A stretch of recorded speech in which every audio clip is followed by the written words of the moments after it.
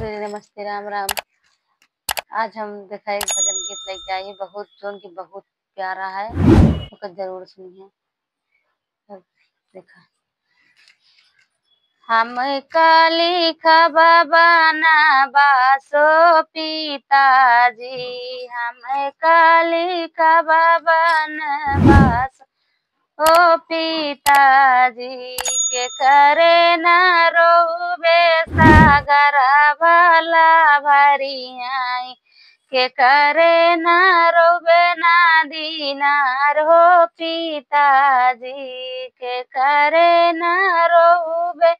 सागर भला भरियाई के करे न रोबे ना दीनार हो पिताजी माई के रोबे सागर भला भरियाई पापा के रोबे नदी नारो पिताजी माई के रोबे सागर भला भरियाई पापा के रोबे नदी नारो पिताजी के करे न रोबे रूमाला भला भिजियाई के करा कटी न करे जो पिताजी के करे न रोबे रूमाला भला भिजाई के करा कठिन करे जो पिताजी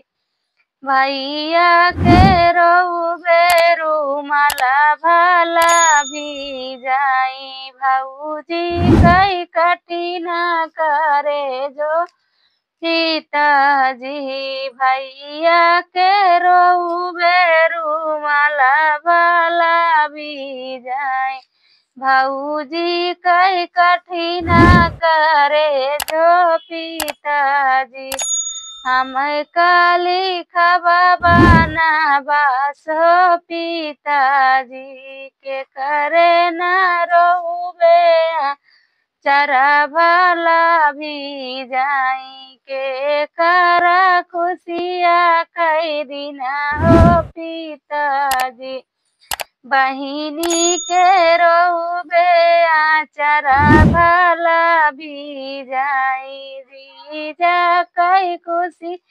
या कई दिन हो पिताजी हम काली खबाना बासो पिताजी हम काली खबाना बासो पिताजी।